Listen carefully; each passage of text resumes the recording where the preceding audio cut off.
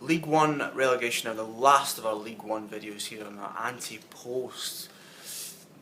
Sit down, chat, come together for We Love Betting. And I'm actually shut up now because you've got 4 picks in this market, so I'm just going to leave this to you.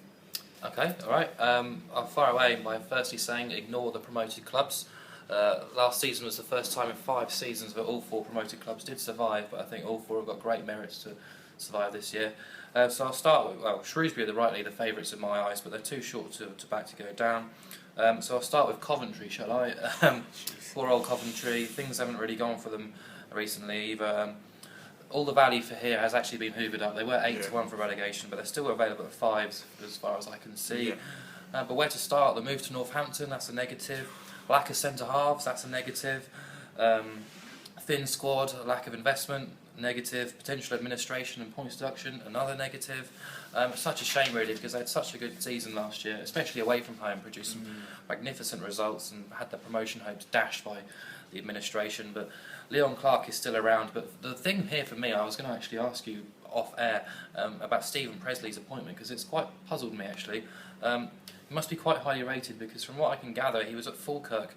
They went down under him, okay, and he had a few months in charge, and then they failed to win promotion back to the SPL, and he won a longer contract because of it. And then Coventry came and got him.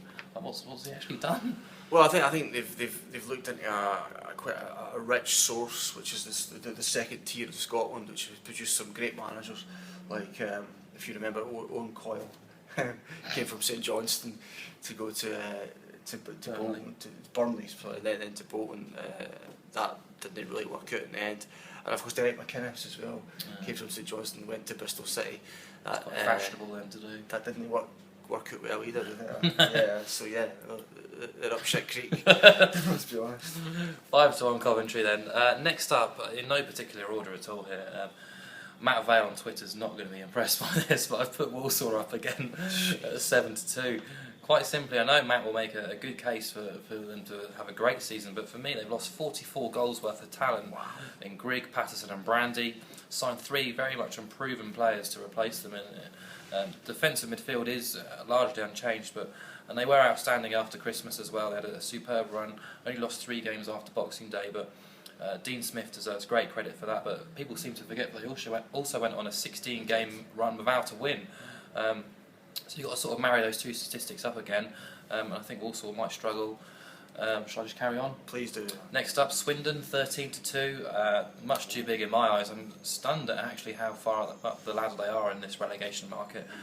Kevin McDonald didn't really fit. Was very surprised they took him in after Paolo Di Canio. Such a change in atmosphere there. The club seems more determined to cost cut and rebuild off the pitch rather than worry about the first 11. The fans are just desperate for a consolidating season, which I think tells a lot really, when most fans are either really optimistic or pessimistic. Fans' favourite Simon Ferry's left, the skipper Alan McCormack's left, Adam Rooney and James Collins strikers have left, really relying on their links with Spurs for loan players. The atmosphere just doesn't seem right, and I think at 13-2 they're too big. And to finish it, I hate saying this one, I really do. I hope people won't hate me for it either, because they're everyone's favourite second club, Crewe Alexandra at 4-1 to go down. A superb season last year, Wembley appearance as well, finished 13th, surprised everyone with that, more youngsters making headlines as well. But the main man, Luke Murphy's moved on to Leeds.